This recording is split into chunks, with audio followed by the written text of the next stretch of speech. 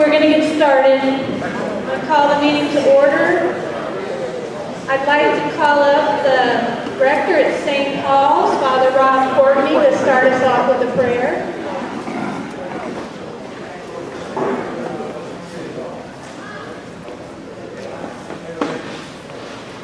Good morning. Let us pray.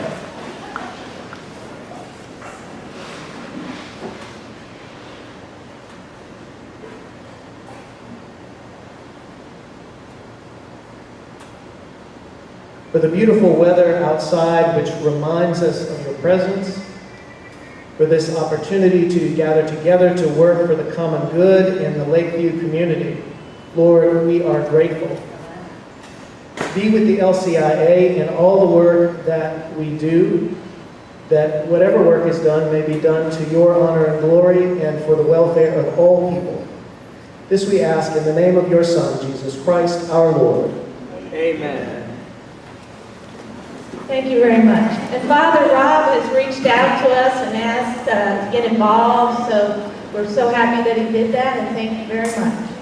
We're going to have Glenn Stout lead us in the pledge. I pledge allegiance to the flag of the United States of America and to the republic for which it stands, one nation, under God, indivisible, with liberty and justice for all. Thank you, Glenn. Anyone want to move to accept the minutes from the May 20th meeting? Glenn, Brian seconds, all in favor? Okay. At this point, we're going to recognize and invite comments from the attending public officials. I don't believe Senator Murray's here. We have Katie Hunter Lowry with Council Member Jason Williams. He's our council member at large here. Would you like to come up, Katie? And then next up, we'll have Council Member Susan Gibbs.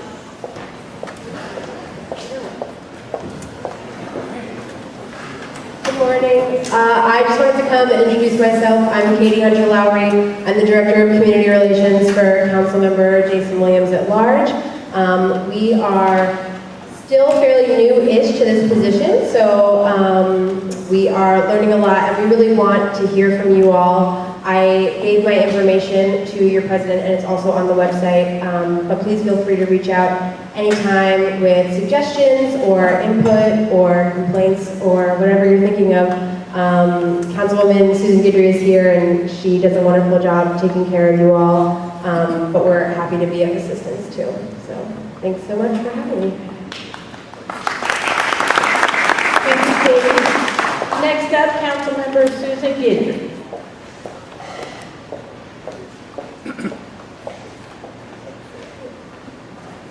Good morning, everyone. It's good to see y'all here. It's always kind of bright and pleasant in this place at the morning time, isn't it? I really enjoy it.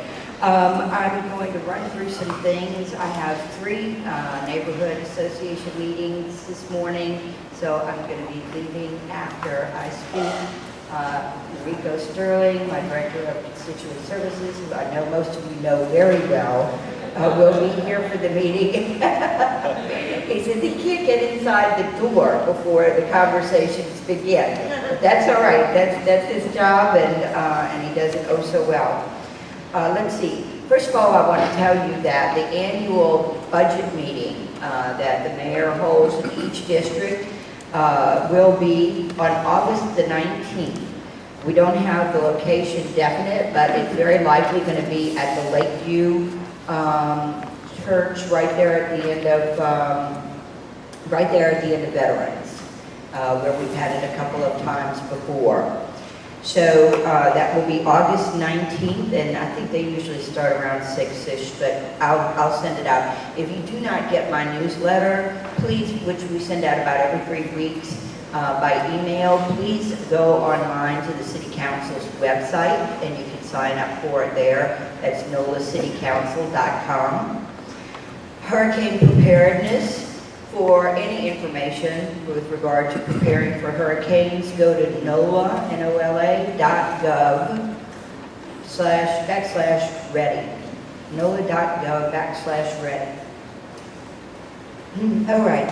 streetlights. The city council recently authorized the administration to spend $14.5 million. That was dedicated funding that was the result of some litigation we were successful with up at the Federal Energy Regulatory Commission. And that 14.5 will be used for LED streetlight conversions. LED lights are more efficient and they last longer than the lights that we have now. And so these LED lights, which have a 7 to 10 year lifespan, use 30 to 50% less energy, will be, they started converting to those on June 30th, and they're shooting for 600 of them a week over the next 12 months. 14.5 million isn't enough to do the entire city, but they do plan to spread them through the city in accordance with, first of all, where the lights are out. I mean, if your lights are still working, they're not going to convert them to LED yet. So they're going to look for where the lights are out and where it's only a light bulb change, not a major repair. With regard to major repairs, on June 19th at the council, we authorized the administration to spend $1.7 million from capital project budget. And this was money that was the result of projects that came in under budget and the like. So they scoured the capital budget for leftover money and came up with the $1.7 million to put to replacements and to repairs of the poles and the wiring. I understand we're going to have a Fix My Streets meeting on July 22nd, and I have asked the administration on more than one occasion so far to meet with me to prepare for that meeting. I do intend to attend, and hopefully by that time, and hopefully we'll have administration people with us, and we'll be prepared to respond. I have gotten a message from people that they understand that there's no quick fix. This is a multi-hundred billion dollar request to fix all the streets, because of course that means fixing everything underneath them. But instead that everyone is looking for a plan, and that's the message that I've given to the mayor. So Fleur-de-Lis, I know Sarah Houston, your absolutely wonderful school board member, is here, and she's going to talk about Fleur-de-Lis. I will just ditto everything she says. It's been a bit of a frustrating process. The school board offered the park to the city for free, but the city said, oh no, we can't take it. We have to pay for it or exchange other property for it. So, although I do not understand that reasoning at all, we are working toward that end, and Sarah's been doing a great job on following up on that. The alley grader is up and working again, and it's been working. We get to use it one day a week in District A. It goes to each district 5 days in each, 1 day a week, because it's also used to clean catch basins and for some other purposes, I believe. Anyway, our 1 day a week for the past few weeks since it's been up and running again has been solely on alleys. We now have a bunch of complaints about catch basins, so we're going to have to take our 1 day a week coming up and do catch basins, but then we'll be back to the alleys. Let's see. Is someone going to be doing, speaking on Vernon Brown, or should I? Yes.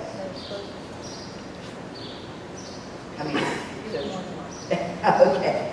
I'm just going to say we're on the final steps on Vernon Brown. The capital projects has not yet turned the keys over to Nord, but based on what happened with the Tremay Community Center and the problems they had at the Tremay Community Center after the keys were turned over, Nord is being much more careful about accepting the keys until not accepting the keys until everything has been checked out and is operational. So that should happen at any time now. They're talking about when to do the grand opening, ribbon cutting, whatever. And so you should be hearing about that very soon. And there will be programming starting for the fall. Let's see. Criminal justice. I'm chair of the Criminal Justice Committee for the City Council, and we have been going through with all of the criminal justice entities over the last few weeks their mid-year look at their budgets.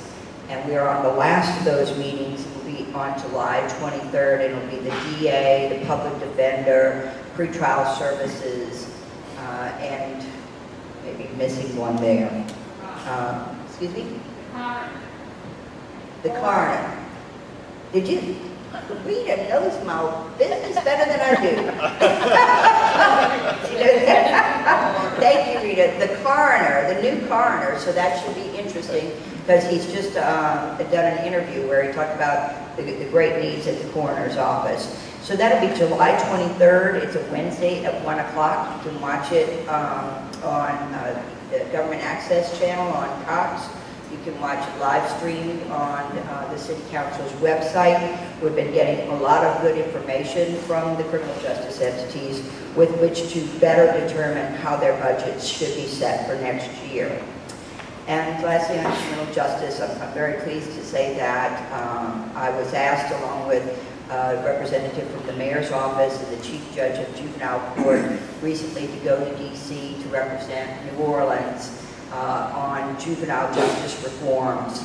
And we learned a lot from the 10 other cities that were there with us, and we all took back a lot of information that we are hoping will, expedite the work we're doing toward juvenile justice reform in this city. So that was very exciting, and I've been asked to go up to DC again, which I'll be doing this week, to work with a number of other cities on pretrial services programs and how to do a model one to help other cities to create a curriculum, so to speak.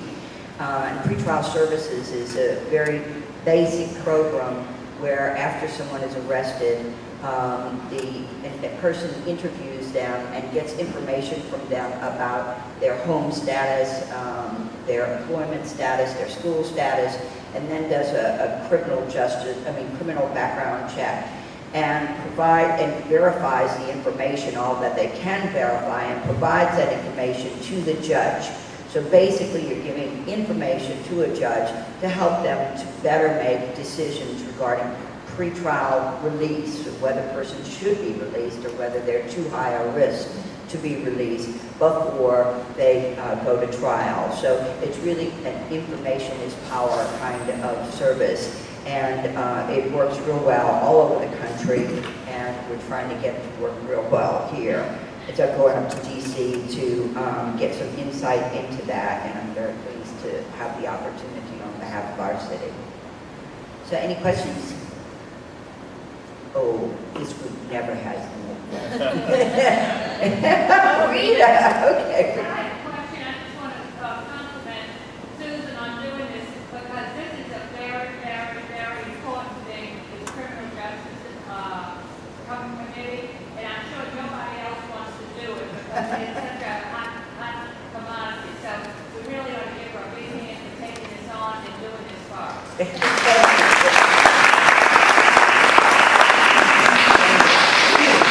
Yes, criminal justice reform, you've got a whole lot of independently elected officials, and they all have their own opinions about how things should be run.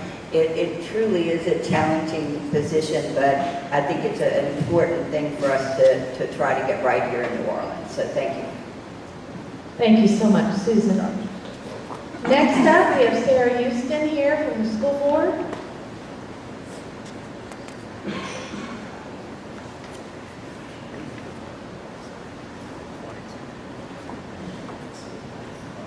Thank you. Good morning. It's nice to be with you all, to see people out and about on Saturdays, even when school's not in session, where we are trying, despite the headlines in the paper, to make progress in our schools. And I want to commend folks like Michelle Douglas and her staff. They're continuing forward. They're moving on. They're ready to go. They're not questioning what tests they're going to use next year. They're all ready. Their parents are ready. And you guys are so lucky to have a leader like that right down the street. So, yes.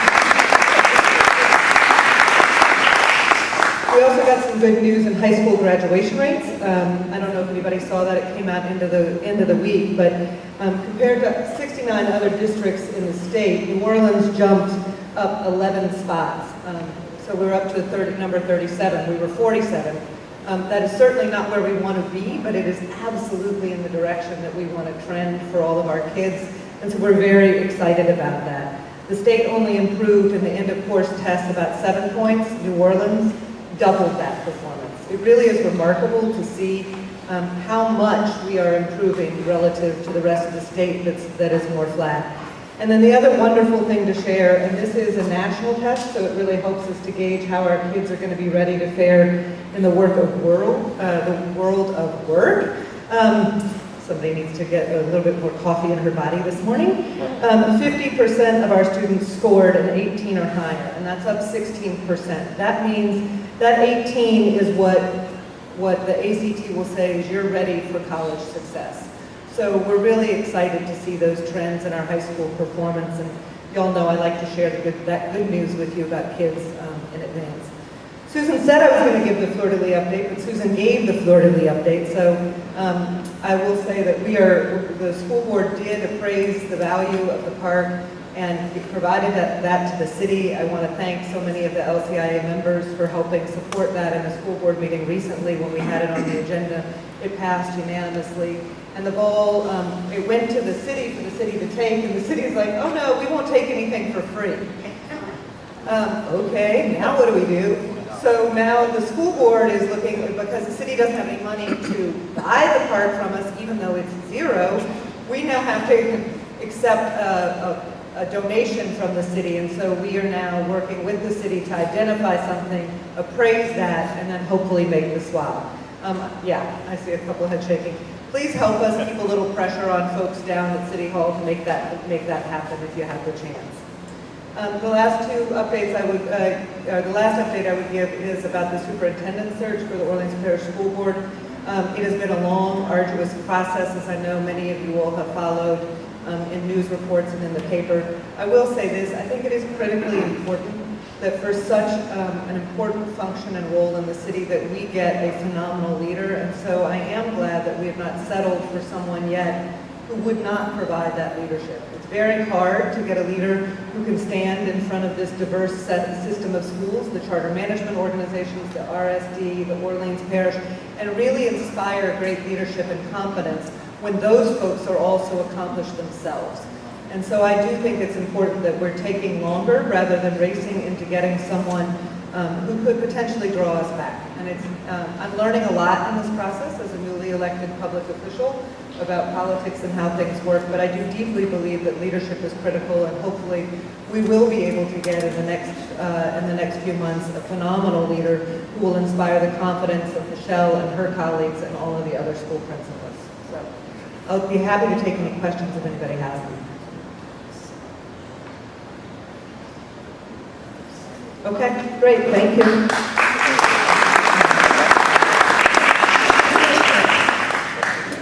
Okay, next up, we have an LCPD report. Sergeant Benjamin cannot be here today. He's out of New Orleans today. So I'm going to go ahead and provide the report based on information that he provided.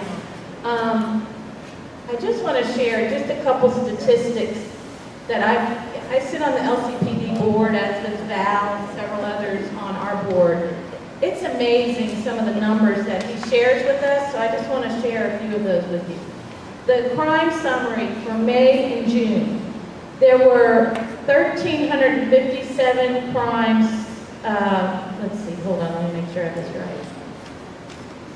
Looks like 2,746 crimes in the city and 17 in Lakeview. There were, hold on 1 second.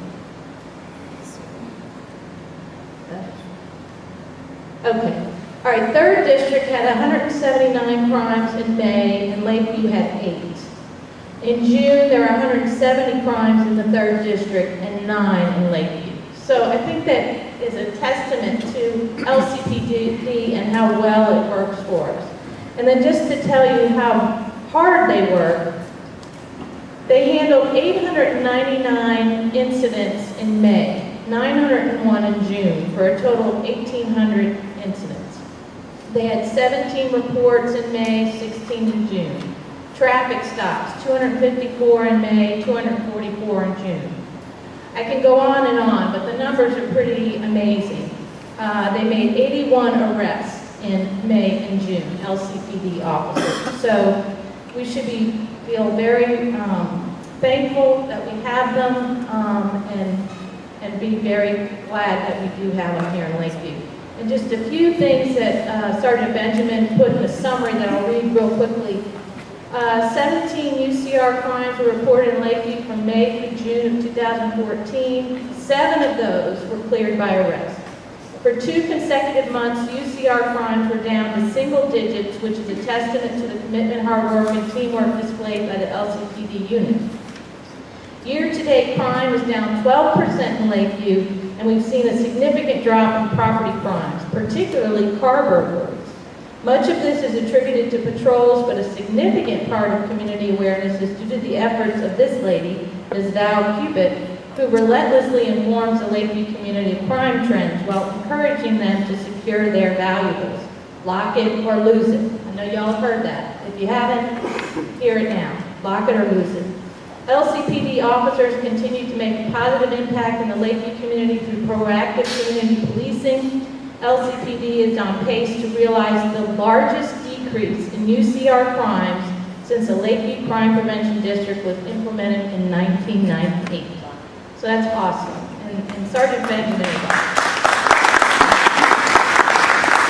And I don't know if you all noticed, we've talked about panhandling before at these meetings, and there was somebody on the corner of Canal and 610. Who saw that person? Probably everybody in this room.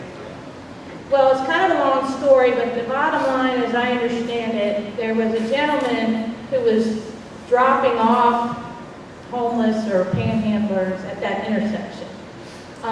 It got to the point where that person who was coordinating the panhandlers was actually harassing some of the neighbors who complained about littering. I think there might have been syringes found in a porta potty. So there were things going on at that corner, not just simply homeless people looking for a leg up.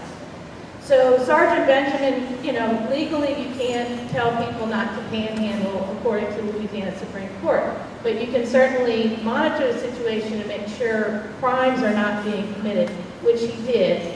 And he spoke to this gentleman who was, for lack of a better word, pimping out the panhandlers. And basically, he's not there anymore. Sergeant Benjamin did everything by the book. He didn't do anything that was improper, but he stayed on it, and this person, who I don't believe was homeless, is not going to be frequenting that area anymore. So,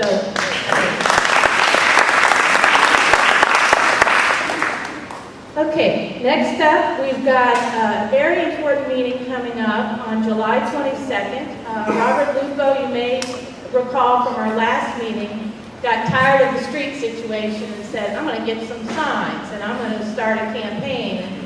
And that campaign's gone kind of viral, I think, citywide. It's called Fix My Streets. And Lakeview Civic is going to host a town hall meeting on July 22nd. It's citywide, but I really want Lakeview people to show up for this meeting, because I think we have the worst streets in the whole city. So we want to make sure we're heard loud and clear. But for more information on the meeting, we have Jeff Janusik, and I pronounced it correctly, I'm so excited. And he's going to tell us a little bit more. Thank you, Ann. Also, thanks to Lakeview Civic here. Who has a sign already? Love it. Yours got stolen? They're not commodity. Well, one of the 9 crimes in the month, yeah. My name's Jeff, and I'm here on behalf of Mr. Lupo. These signs, I'll start with the bread and butter first. On July 22nd, we're going to have 400 signs available for free. So if you can be here on July 22nd, you'll get a sign. I'd like to thank Susan Guidry as well, because what our goal is to just get a response. We understand, like Susan said, that this is not going to happen overnight. This is not going to happen in a year. But we need to hear a plan.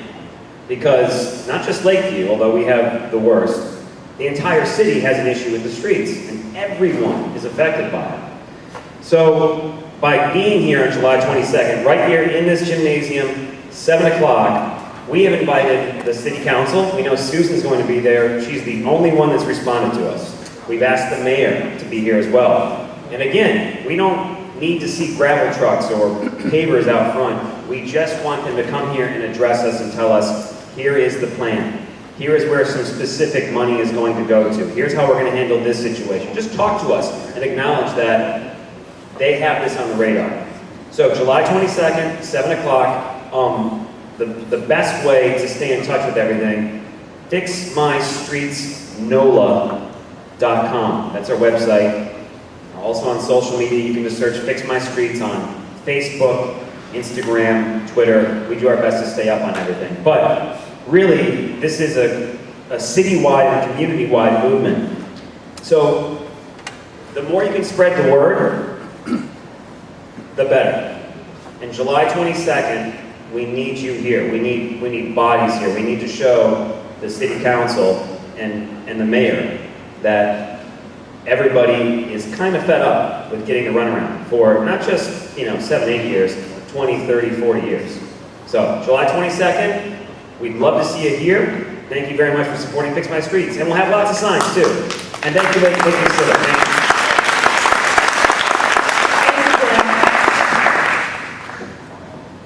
Next up, we have a date secured for the Friends of Lakeview Gala, November 22nd. You'll recall that is Friends of Lakeview is an entity that raises money for capital projects in our area. And the goal of this fundraiser and others is to light West End with some West End Park. And that is where the funds for this event will go. So I'm just telling you that early to put it on your calendar. It's November 22nd. Todd Wallace will be here at our next meeting to give us more details. And I believe he's going to be including something in the next newsletter, right, Mark? Okay. Next up, we have Tom Schnaps. We're going to do our committee reports now. Tom is going to come up and talk about blight and zoning compliance. Morning, everyone. First, I want to follow up on what Susan said about the alleys. That the alley grader is finally working. We talked about this at the meeting a couple of months ago. The alley grader is working. It's out here 1 day a week on Mondays. The city has a list of about 20 alleys on their priority list to repair. After the last general membership meeting, I got, I think, maybe 15 emails reporting additional addresses and alleys that need to be repaired, or especially bad. And so we continue to look for people to report alleys that need attention. So the ones that we got, we sent to the city. They're now on their list, and we hope they're working this list down. Problem is, we can't get a report from the city on which ones they're doing and which ones they're deferring and that sort of thing. There's no report. I tried to get it from the Department of Public Works, but it's just not available. So if you notice an alley being graded out here in Lakeview, send us an email. You can use any of the emails in the Lakeview newsletter. And send us an email telling us, hey, look, this alley at this address or between these streets is being graded. We'll try to keep track of progress. So there is progress being made, but statistically it's very difficult to follow. Since the newsletter came out with this article on the front here about grading alleys, I got another 5 or 10 emails with people complaining about the condition of the alley, and we're going to compile that list and send that to the city as well. Hopefully those alleys will get attention as well. On blight, last time I reported that we were going to update our survey, which we did, and we have pretty good news. This is our property condition survey, and in 2012 we had 215 what I would call unrepaired dwellings, right? Properties with buildings that haven't been renovated or demolished or anything. So I went from 215 down to 132 unrepaired dwellings. We still have 132 unrepaired dwellings in Lakeview that need attention, which we're continuing to work. We learned that the city announced that they had some money to do additional demolitions. A couple of months ago, they announced this. We followed up on that to find out what they're doing and which properties are involved. We got their list. There's like 3,000 properties on this list. We went down the list. There was 171 properties, Lakeview addresses that were on this list that could be demolished by FEMA. And when we compared all of that to our survey results, only 2 properties out of that 171 were on our list as unrepaired dwellings that should be demolished. The other 169 or whatever have either been cleared or demolished or rebuilt somehow. So we're down to 2. But our survey revealed, when we do our surveys, we make a judgment on which properties we think should be demolished that are in really bad condition. And we have about 13 what we would call dilapidated buildings that really need attention. And we've sent that to the city. And we understand that if the city can expand their list from the original 3,000, that our buildings will get attention here. So I think that's a good thing too. We talked about boarded up properties last time. Our survey revealed that there's like 52. We found 52 boarded up properties in Lakeview. The new ruling that was passed in September by the City Council says that people cannot maintain their properties boarded up for more than 6 months. So we talked that over with city officials and found that first they have to make a note that the property's boarded up, and then they have to wait 6 months, and then they can prosecute the person whose property is boarded up and get them to fix it, right? Put windows and doors and that sort of thing in. So we compiled our list of 52, we sent it to the city, and our understanding is that they're making note of those 52, maybe others around the city, and they have begun inspecting those properties. So they have a note now that this list of properties is boarded, and 6 months from now they can come back and check it. If they're still boarded, they can try to prosecute the owners there to fix the, put windows and doors in and take the boards out. So we think we're making progress on that. We also have lots with slabs, which we think are a nuisance and are unsafe. And we've been trying to see if something can be done to get those demolished. And our survey says that, let's see, we went from 50 lots in 2012 with slabs down to 29 lots. So our survey says that we're making progress on these slabs. These slabs were demolished, I guess, by the owners for one reason or another. But there is money to dig up these slabs. The state has money to do that. We've been trying to get the state people, with the city people, to agree on a plan for making that happen. And so far, the city has been sort of loath to engage in that process. As many emails as we sent, we can't seem to get any traction on that process. I talked to Rico about it and others about it. And we're trying to get traction, and hopefully we'll able to get some progress on digging up those slabs, which are kind of a nuisance if you live next to that sort of thing. A note on the Lakeview School.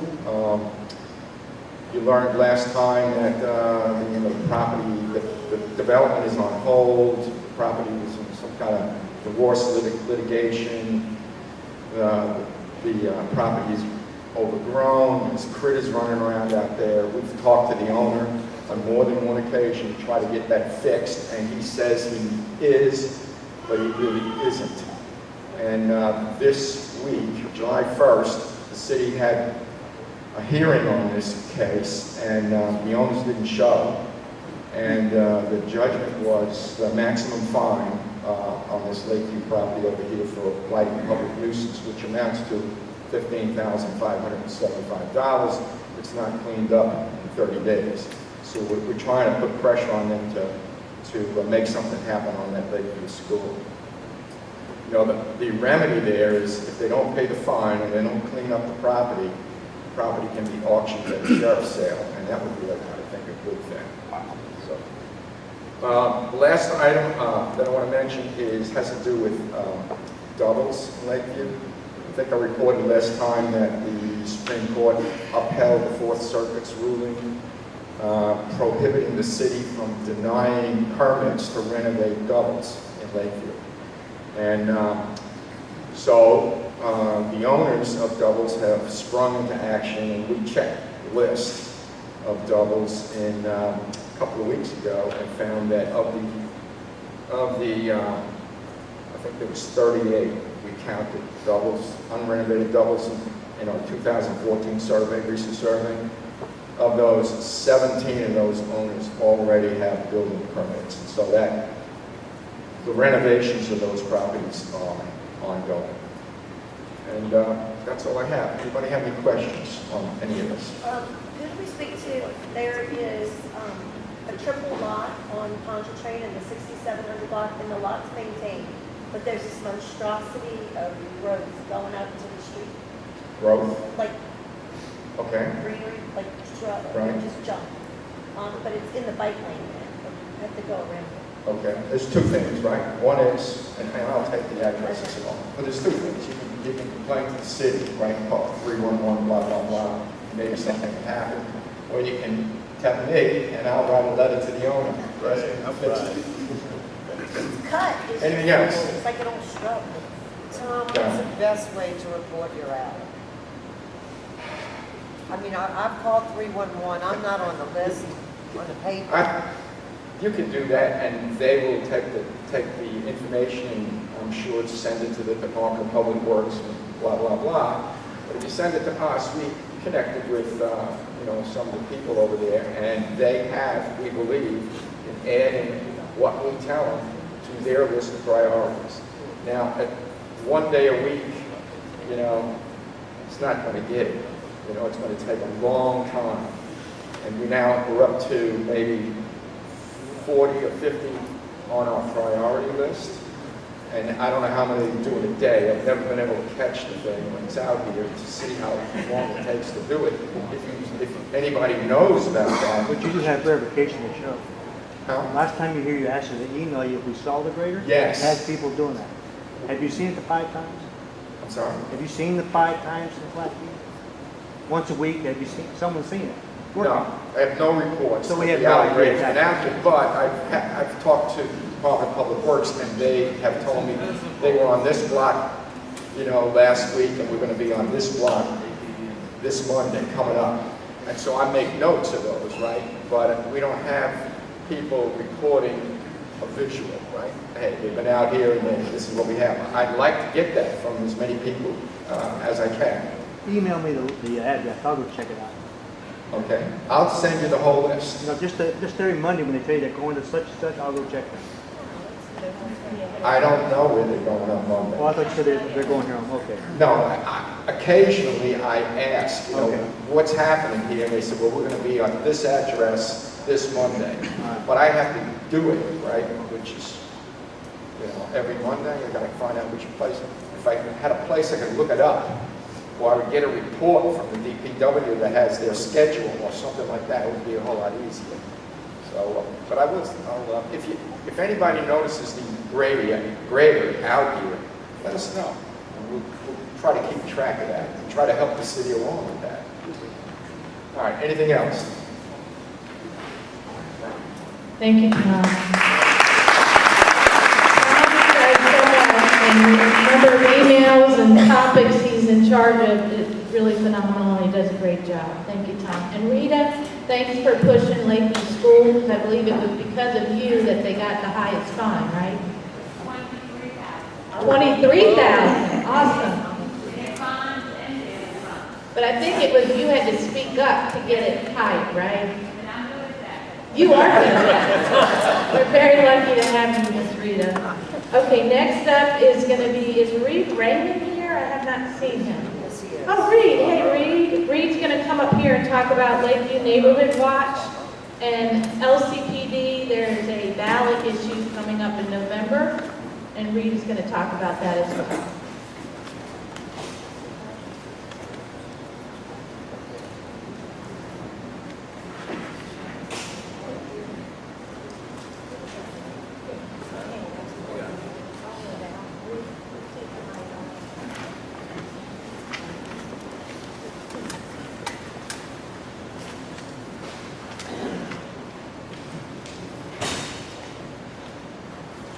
Good morning. My name is Reed Raymond, and I've lived in Lakeview since 1985. But it wasn't until 2009 that I got involved with a community program, specifically Neighborhood Watch. And construction was completed on my replacement home in October of 2009, and I was going through the final punch list so I could get moved back in. And this last item was test my burglar alarm. And my wife looked at me and said, "You sure you want to test that burglar alarm? Because we're going to get charged for a false alarm when it goes off." I said, "Don't worry, they're not going to show up in 10, 15 minutes. I'll have time to call my monitoring service and cancel it." Well, guess what? The alarm went off, and by the time I picked up my phone to call the monitoring service, an LCPD patrol officer was standing at my door. I looked at him, I said, "Oh, are you going to charge me for a false alarm?" He said, "No, don't worry about it. We're just here to make sure everything's okay." Then I explained to him I was testing my alarm. Then it hit me. How did he get there so fast? I wanted to know. So I got a hold of Doug Eckert, who was the commander at the time, and he recommended that I first organize my block in my neighborhood for Neighborhood Watch. And after that, come to a monthly meeting for LCPD, and I'll explain how it works. So that's why I created this 2-page handout. Page 2 is how LCPD works. And that's about, it's my 3 or 4 or 5-year research of asking different people how it works. And so you having a 1-page summary. And I'll get more into it. But I first want to explain page 1, an election coming up Tuesday, November 4, 2014, this fall, and it affects every one of us in this room to approve this proposition to renew the LCPD fee. I want to make a couple of points of the language that's used in the bottom paragraph. If you'll see the second line, well, the paragraph starts out, "Shall the city of New Orleans levy a special fee?" On the second line, you'll see, which is different now, every improved and unimproved parcel of land will be charged a fee. So properties like what Tom Snatch talked about, lighted properties, unrenovated properties, boarded up properties, will be levied a fee as well. So please note that when you vote. The other line in the same paragraph is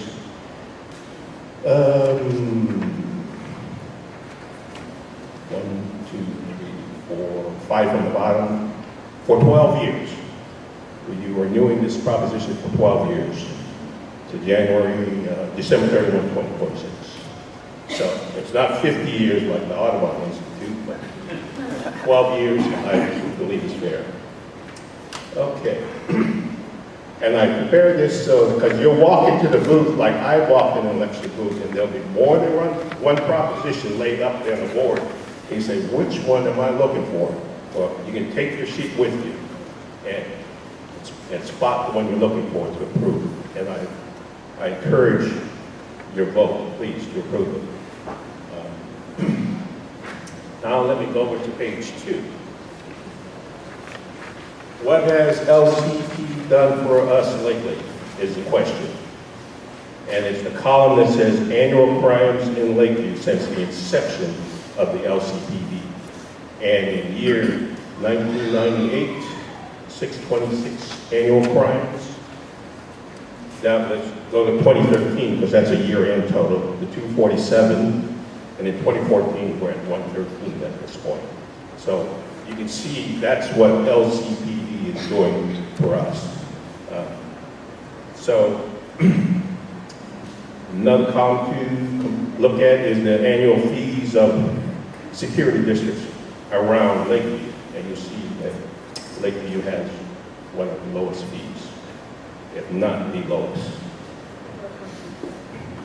And then the bottom portion is how the system works. Starting with the collection from us, $125, the remittance by the city to the LCPD board, the commander, who I list up here all the previous and current commanders who manage, who supervise the officers that patrol our neighborhood 24/7. So, and then at the very bottom, I say, for more information, there's a monthly board meeting. And if you want to contact me, I have my contact information. I'm asking for you to I need to get all residents in Lakeview notified of this election as far in advance as possible so they'll be prepared on November 4th when they walk into the booth. So if you can help me get this handout distributed, I can email you a PDF file. If you'll call me, I'll print copies and get them to you in your hands so you can hand them to your neighbors. But that's what I need. I need your help, please, because we need to stay protected, especially now with the staffing of NOPD being at the lowest it's been in many years. Thank you very much.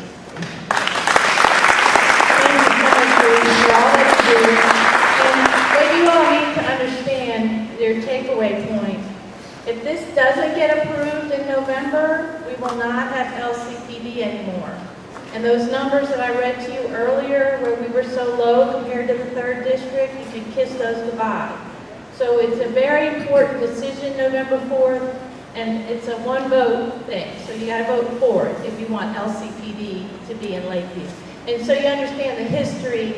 The previous legislation had a sunset provision where we expired December 2014. So that is the reason it's coming up for vote. Has the issue been resolved with the The update on the consent decree is this.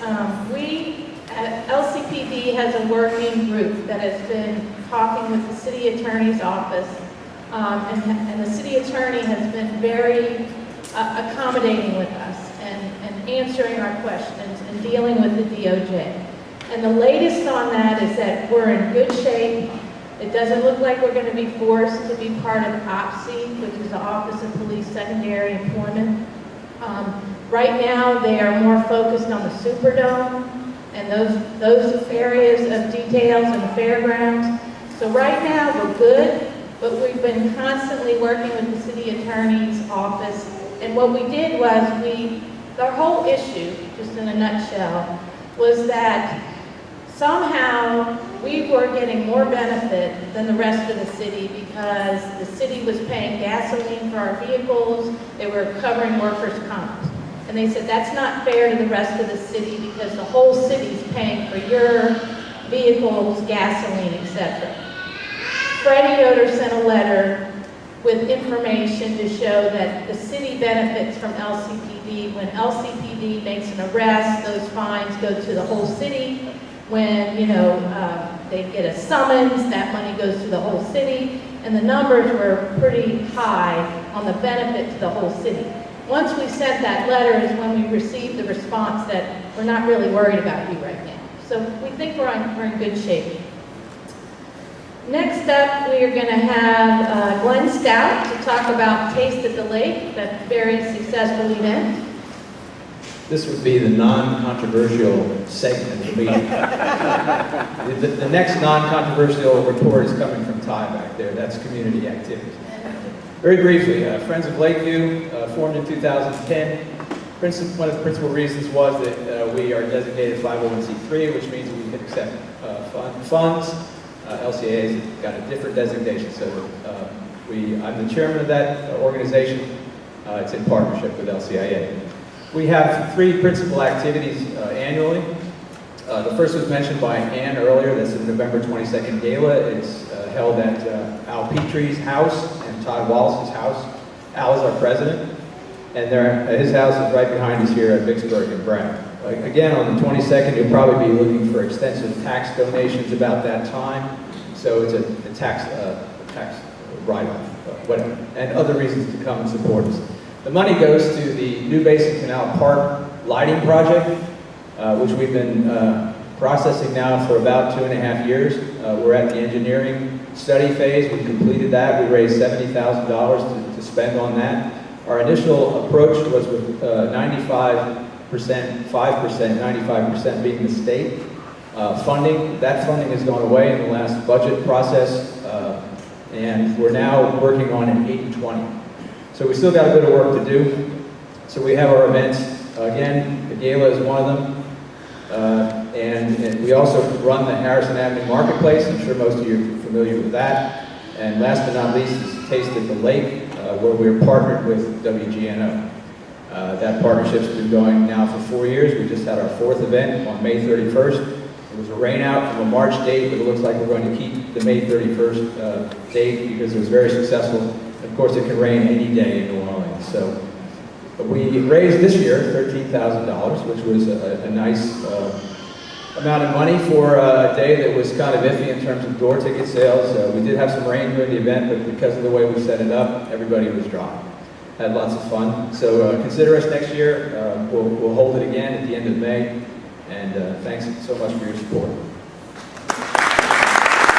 Thanks to Glenn and everyone that worked so hard on Taste at the Lake. It was a huge success.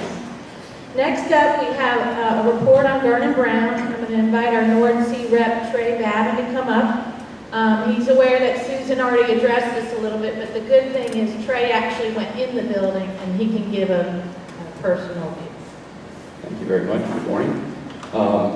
Don't want to rehash everything that Councilwoman Guidry said, but did want to speak to you about, did get access to the building yesterday, the facility. Being the concerned citizen, I was driving on my way to work and saw workers present, so I decided to stop in and take a look around. The facility looks very well, very good. I think it's all that we can hope for.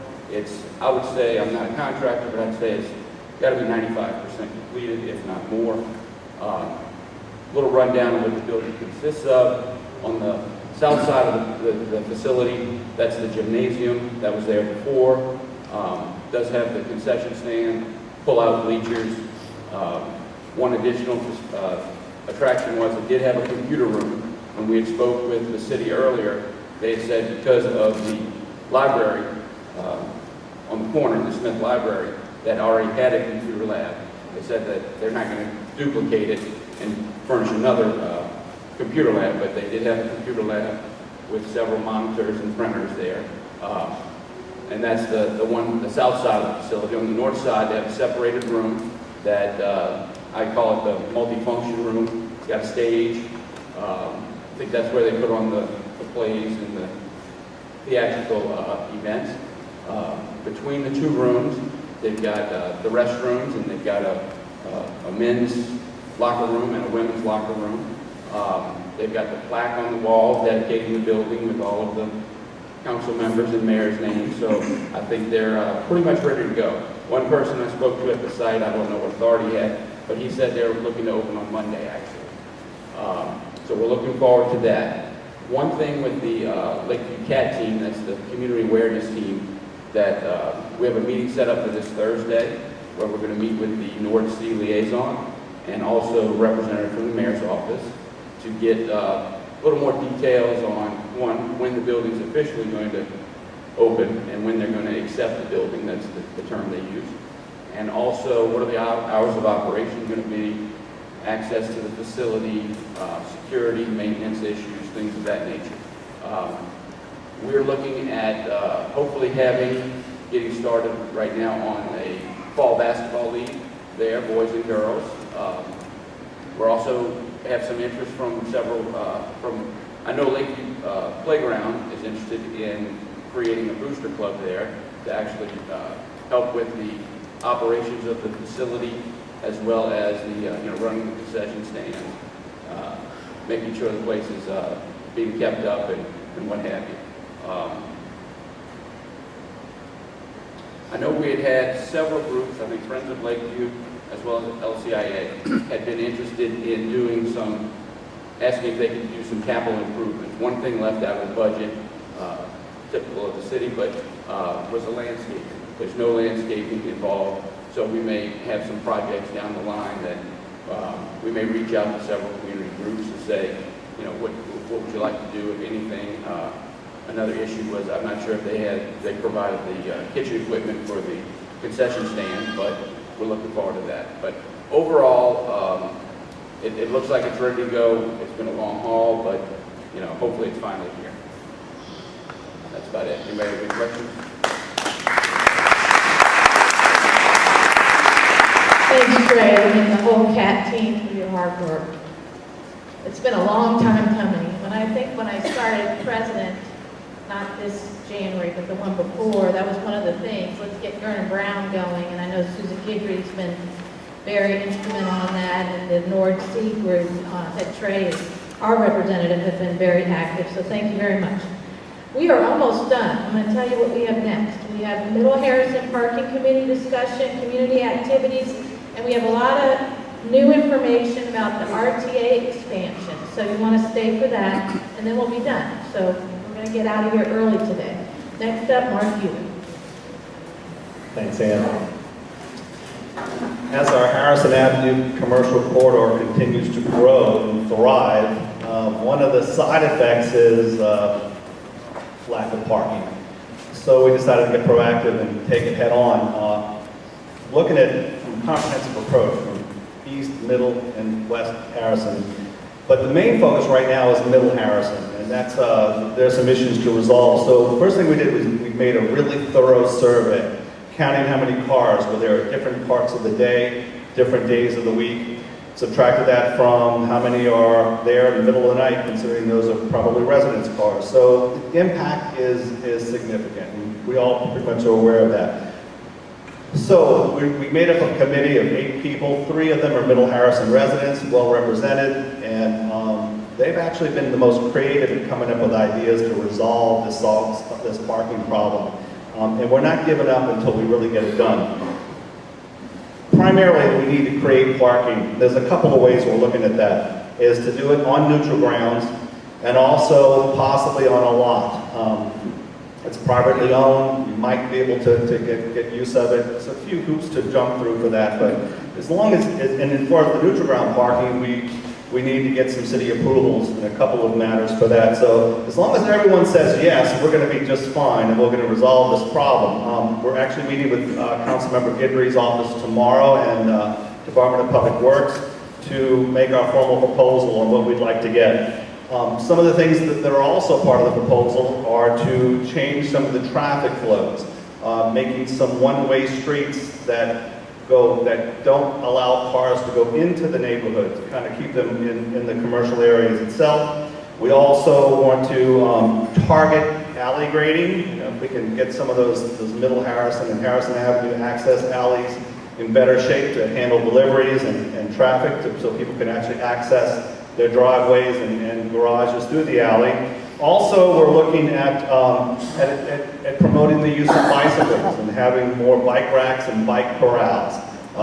It's always a great way to get around and feel great after having a good meal. You can kind of ride it off and on the way home. So those are many ways we're looking at it.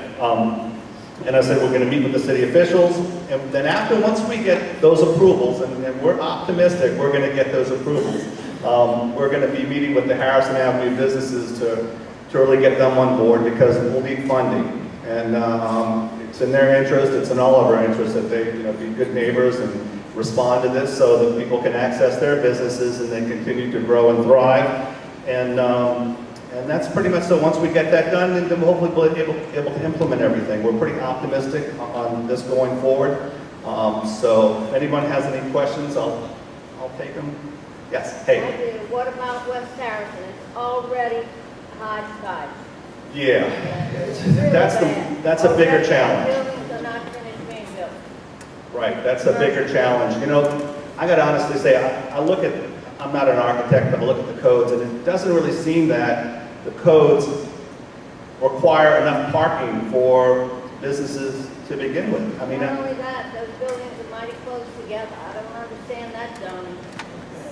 you know, I don't either. We do have a couple of architects on this committee, and you know, we are going to be looking at that part of Harrison as well.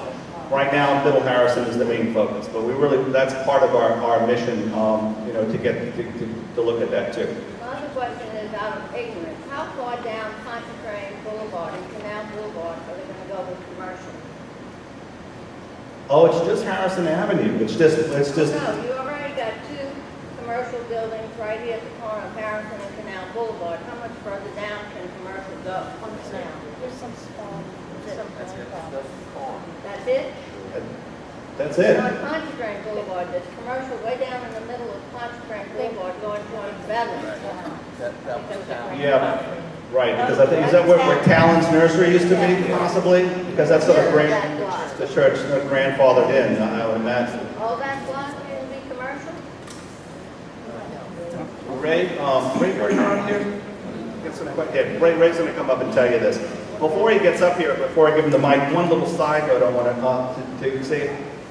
We got contacted by a graduate student from Queen's University in Belfast, Ireland, who's doing a thesis on construction and rebuilding after a disaster. So this little 3-page survey, if any of y'all interested in filling it out, handing it to me, I'll be glad to mail it off to Ireland afterwards. So, but please, if we can help a student do some good in that regard. Thanks. Hold on. Yeah, he asked, I didn't hear the question exactly right. I assume you're asking about where the zoning stops and starts along Harrison and down Pontchartrain Boulevard. Also Canal Boulevard. Canal Boulevard. Okay, well, the Canal Boulevard corner of Harrison and Canal Boulevard, there is the depth of the site. The depth of the district was 120 feet, which included at the corner a site that turned and faced Canal Boulevard. So that one site was commercially zoned. However, the code also allows you to park on residential property if it's adjacent to a commercial property. So what happened is that dental clinic that's under construction right now includes a parcel that is zoned commercial, part of the corridor line, and then an additional residential property next door as part of that total project. So that's why it looks like it's creeping down, but in fact it stops there. Now on Pontchartrain Boulevard, that property where a new office building was just constructed, that was always a commercial spot that was changed a long time ago and has stayed in the code. That's where the town's nursery was, and across the street was a church or something that was brought in, grandfathered into the commercial zoning. But the rest of the area is still residential. So that's a spot zone spot, so it's not creeping, it's not moving, it's established now, and there's no additional development that's going to occur adjacent or continuing down. So if there are any other questions, I'll be in the back and you can find me. Thank you. Thank you, Ray. Question?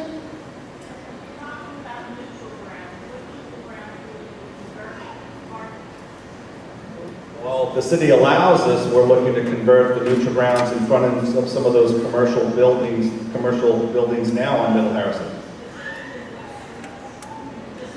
Well, Middle Harrison, yeah, and we're not looking at cutting the big oaks. You know, we would never do that. It would be.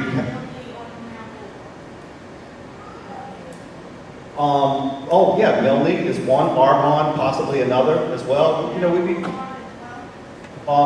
That's a possibility. We don't know if it's really necessary to do that, but that's a possibility. We're going to try to get approvals to do as much neutral ground parking as necessary, but also to maintain the integrity of our green space.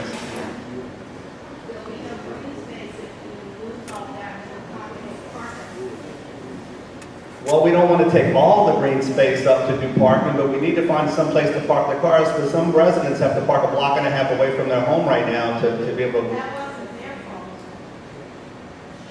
No, it wasn't their fault. But we've got a commercial district now, and somehow we have to find a way to make it work. Well, I can tell you this. Our mission is to try to accommodate the situation is now. But look, you're a citizen. You're more than welcome to go take your case before any of the city entities to try to change the zoning. You're more than welcome to do that. I totally understand your point of view. I can't turn back the clock. What is. And now we're trying to just make it work so people don't have to park so far away from their homes if they live in the Middle Harrison area. And that's a good point. That is just one of the ideas they're looking at. The other one is the one-way travel on one of the streets near the busiest businesses. The other is this lot that they're talking about. But your input is important, because I think that is going to be a big issue, because a lot of people aren't going to want that. So they're aware of it. Mark heard your concerns, and it'll be factored in as they go forward. But we do want to try to fix the situation. Okay, next up we have Ty to talk about community activities. And then we have RTA, and then we'll be done.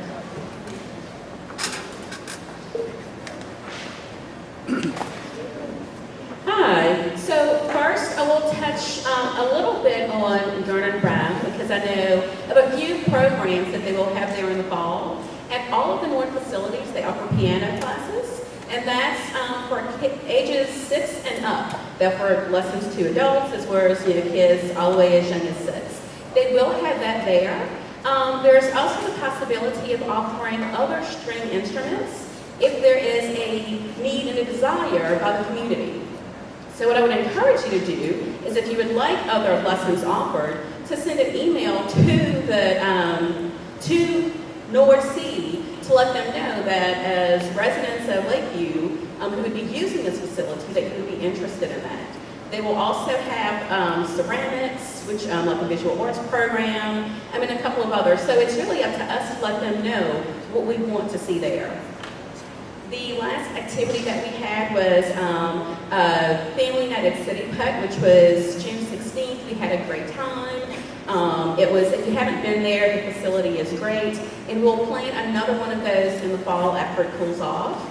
The support from that, the financial support from that, comes from your tips from the Harrison Avenue Marketplace. You usually see me, some of my kids out there selling margaritas. All of those tips come back to our committee to do extra projects for the community. So thank you for your tips. Continue to be generous, and we hope to see you again at our next night.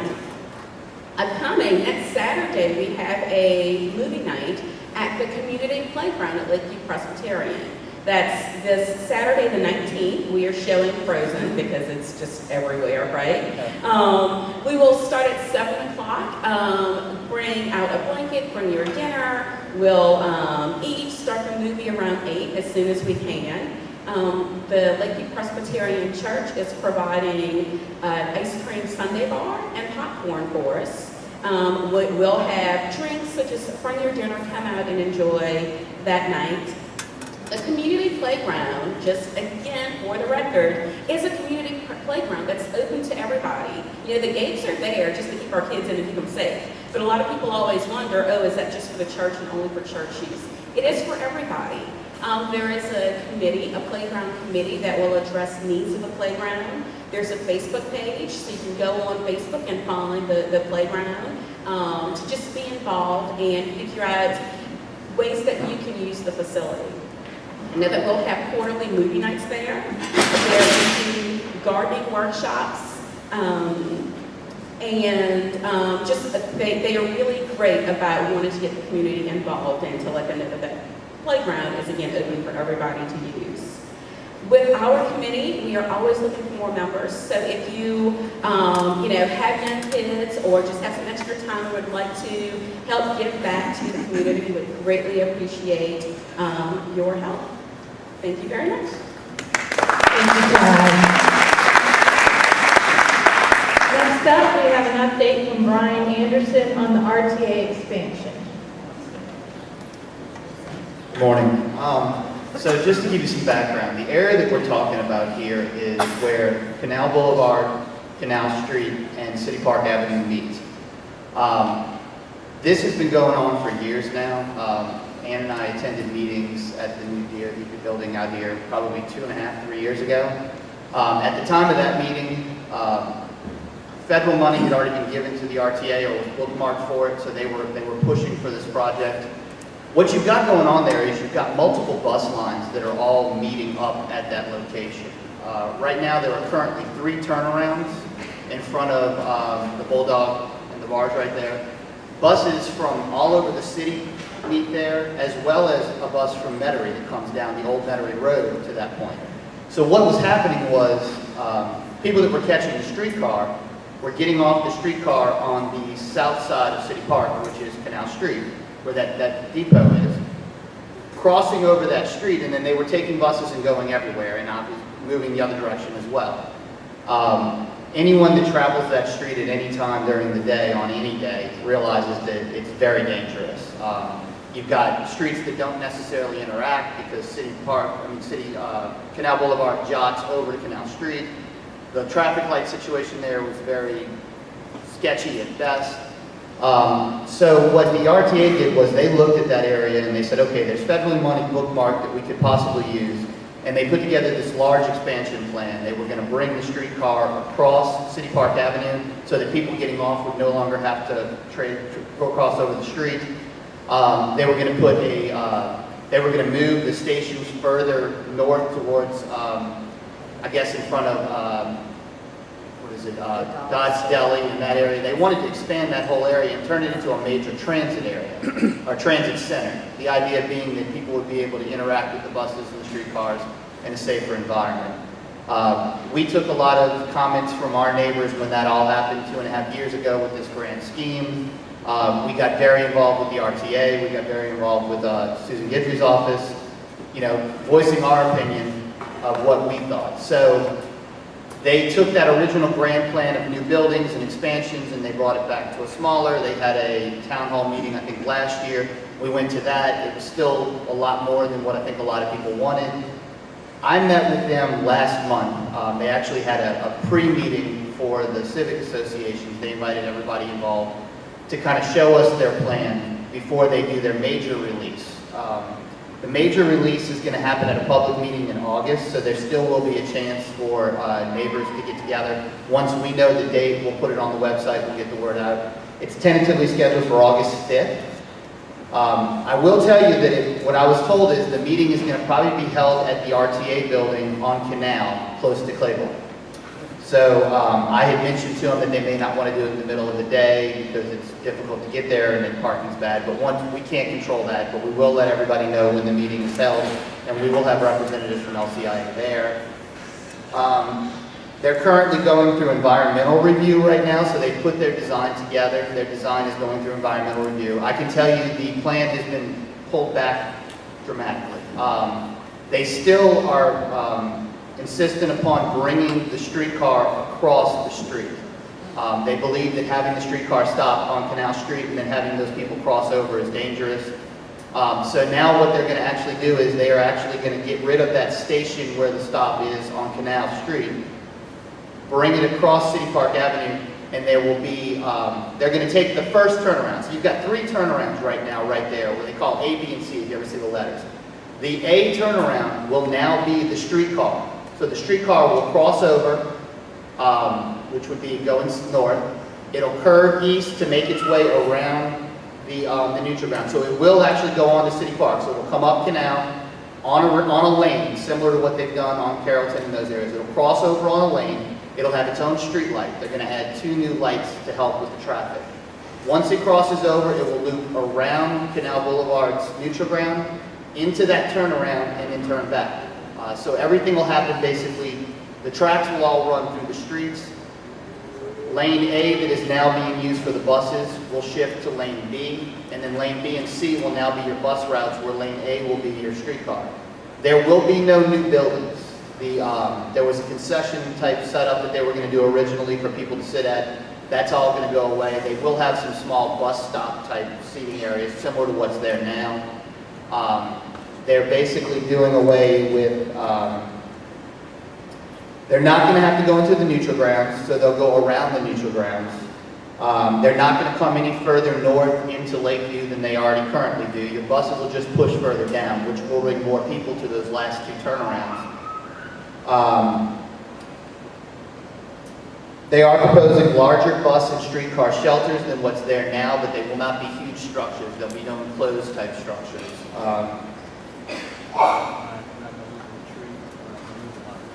No, the monument, the trees, everything's going to stay there. They're doing environmental impact right now to make sure that when they break into the streets, they don't come across any bodies from the old cemeteries and all that. That's part of what they're working on. There will be 2 sets of additional street lights added. And they're talking right now about putting up a canopy that would go from one shelter to the next. I haven't seen any renderings of it or anything like that. We're asking them to provide us with some artist renderings of what that would look like. But it sounds like it's basically going to be like a walkway. There's already a walkway that kind of meanders through the neutral ground. They're talking about putting like a small covered area over that to give people, I guess, cover from the rain and all that when they're moving from the streetcar to the buses. So the takeaway of it is it's not going away. This is going to happen. We've been working with the RTA for 2.5, 3 years, and they're dead set on making this happen. They believe that moving the streetcar across is going to be the best for the pedestrians, which we all kind of agree on. So you're no longer going to have to worry about, there shouldn't be anybody crossing that street moving from one to the other, because what you're seeing when you're crossing is people going from the streetcar to the bus and the bus to the streetcar. It is going to impact traffic. They've shown us traffic studies that they've done, computer models, but what I think they're doing is more what they think is going to happen. There's been no independent. We've asked a few times and never gotten a response on independent traffic studies. So I think what they're showing us is what they interpret is going to happen. But make no mistake, it is going to cause traffic issues as far as time goes. I think you're going to have less wrecks. I think you're going to have less people getting hit by cars. Hopefully that's not happening now, but possibly. It's going to be definitely better for the pedestrians. I don't see it affecting Lakeview any more than Lakeview's already affected at that area, because the people are already coming into those areas. All you're doing is moving across. I think if anything, it's going to be a traffic issue. And they've shown me how the lights are going to work, where the streetcar will be able to make its own crossing, and hopefully that'll work. And hopefully the additional lights will make things move faster. But from everything I've looked at the end of the day, I think you're going to have, it's going to cause more delays at that area, and people may have to find new ways to go to work in the morning. So. What's the estimated timeline? Okay, so they're supposed to have a public meeting August 5th. They're assuming that they're going to put it out to bid the first quarter of next year, so January through March, 2 or 3 month bid period. So knowing what I know about city-state type projects, I'm guessing if they put it out to bid around that time, it'll probably get started towards the middle or end of the year. And they're estimating 12 to 15 months of construction. So let's assume 2015 will get them through the process of getting started. I'm guessing in the end of 2016 is probably a safe bet of when it would be complete. They are going to try to do it without shutting the streets down. I asked them about that because I know even when they were doing that little bit of construction right there where they were repaving, what a nightmare it was. But we can probably assume that for 6 to 12 months, people are going to have to reroute themselves in the morning and the afternoons. So, Does this new plan include restrooms? no, from what I understand, the restrooms have been taken out of the equation. The original plan had restrooms for pedestrians, it had restrooms for drivers. That's all been taken away. They had gone down to a smaller set where they were going to do restrooms just for the drivers. That's been taken back. What I've been told is the only structures that will be out there was there'll be some nicer, larger bus stop seating. Not buildings, but bigger than what's there now to accommodate more people.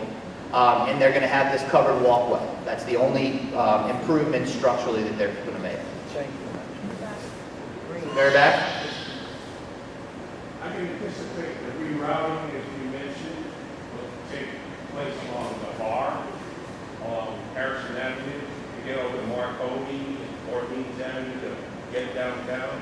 So is there preparation to prepare for that? No, I haven't talked to them about that. I think they're still kind of trying to work their way through how they're going to do the construction part of it. That's something we can talk to them about, though, as far as how they're going to reroute. I can tell you, though, I mean, I worked and lived through this last expansion they did where they were redoing Metairie Road and all that, and basically it forced people onto the interstate that would normally run down Canal. I think that's probably what's going to happen, because it's not like there's a lot of streets, like you said, to move around it. Anybody that's going downtown is probably going to have to find new routing for that period of time. I'll be around after if anybody else has any questions. Thank you, Brian. Okay, we're going to recognize our business that's here today. It's Elliot Guerin. His wife is very active in our Community Activities Committee. Elliot Guerin is a dentist, and he opened up West End Dental. He's a longtime Lakeview resident. He practiced in Gretna and Slidell for 25 years and is now home. I'm glad to be home. He offers general and cosmetic dental services for the entire family and conveniently located on the Harrison corridor. And here's the highlighted part of the form. We are offering a free of charge examination, code 150, and x-rays, and he gives a code for that, to Lakeview Civic members at their initial visit, along with 10% off of most services at any time. So that's great. We look forward to helping Lakeview folks with their smiles for years to come. So thank you, Elliot. If you want to stand up so everyone can see you. I think that's all we have, unless I missed somebody. Can I entertain a motion to adjourn? Oh, we do. Yeah. It was Glenn and Brian seconded all. Who wants to move to adjourn? Brian, who seconded? Glenn seconds that. All in favor? Thank you for coming, everybody.